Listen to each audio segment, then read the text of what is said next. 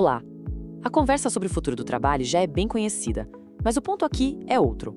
O trabalho não está só mudando, ele está sendo reconfigurado na sua base.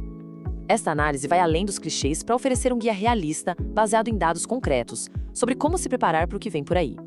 Para a gente começar, vamos colocar isso em perspectiva. Vamos dimensionar o tamanho do desafio. Segundo o Fórum Econômico Mundial, 22% de todo o volume de empregos que existem hoje vai ser reconfigurado até 2030. Olha, isso não é uma pequena ondulação. A gente está falando de uma verdadeira maré de transformação. O nosso caminho aqui hoje vai ser o seguinte. Primeiro, a gente vai entender o contexto dessa reconfiguração. Depois, vamos quebrar um mito bem comum. Aí, vamos analisar o que é o novo capital humano, encarar de frente os desafios da adaptação e, por fim, construir uma estrutura para ação. Certo, então vamos a fundo nisso. A gente está vivendo uma revisão completa do sistema de trabalho. E a transformação que está acontecendo agora, ela é movida por várias forças que estão conectadas. A tecnologia, claro, é um catalisador, mas olha, ela não é o único fator não. Esses são os grandes motores que estão redesenhando os negócios. Sabe aquela sensação de instabilidade que muita gente está sentindo? Pois ela é uma resposta super racional a essas mudanças que são poderosas e acontecem ao mesmo tempo. O avanço da tecnologia, a fragmentação geoeconômica e também a chamada transição verde. Agora, vamos falar de um conceito que é fundamental aqui: superagência. Pensa assim.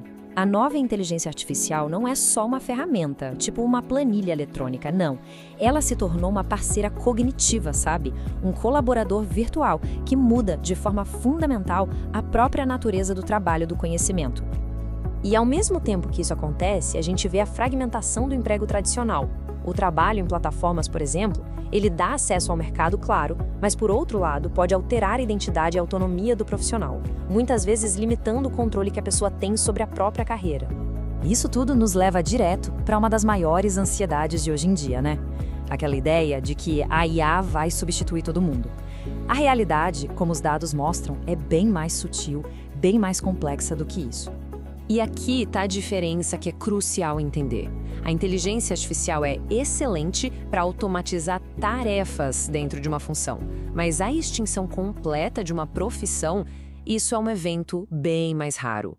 O foco, então, está na mudança da composição do trabalho e não na eliminação total dele. O efeito mais claro disso tudo é o que a gente chama de polarização.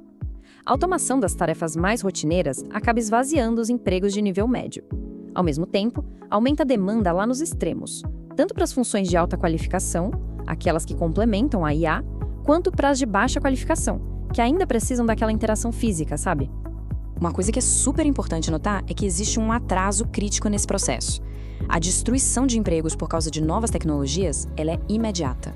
Já a criação de novas funções, por outro lado, pode levar de 5 a 10 anos para realmente acontecer em larga escala.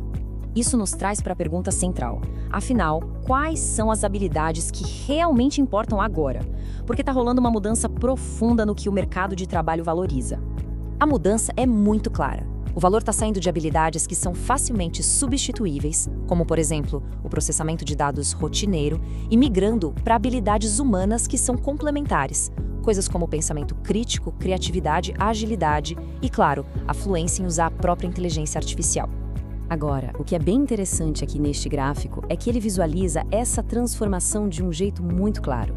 A gente vê um declínio nítido em tarefas manuais e administrativas e, ao mesmo tempo, um aumento bem forte na demanda por competências em IA, Big Data e pensamento criativo. Isso ilustra perfeitamente aquela polarização da qual a gente acabou de falar. Mas olha, existe um risco aqui, principalmente para quem está no começo da carreira. É o que estão chamando de compressão de carreira.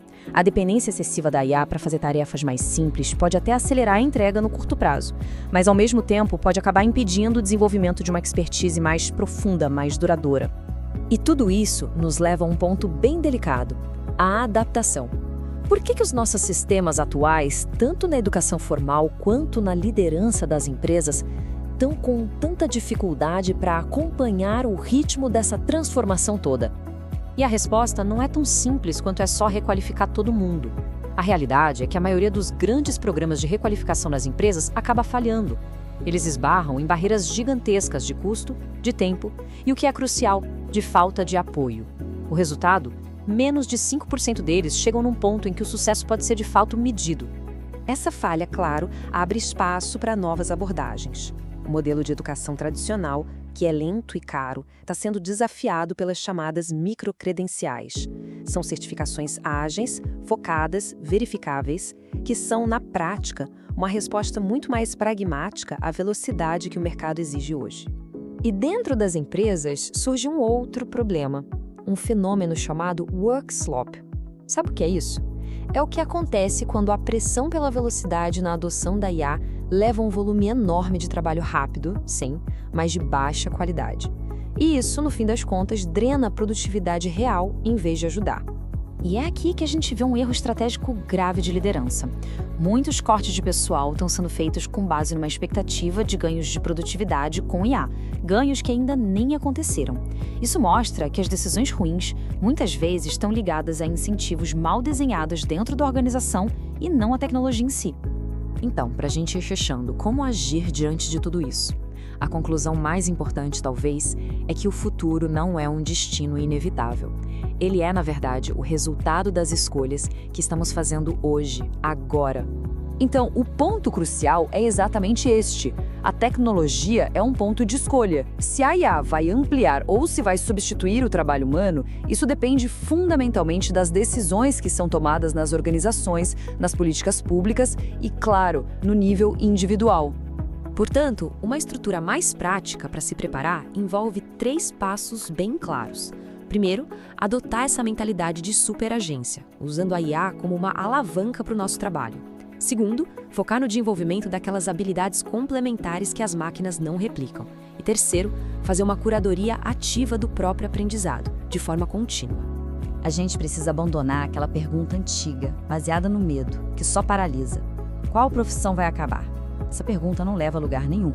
A pergunta que é realmente poderosa, a que devolve a nossa capacidade de agir, é outra.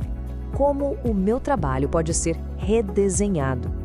É essa reflexão que abre o caminho para a gente se adaptar e continuar relevante nesse futuro que já está sendo construído.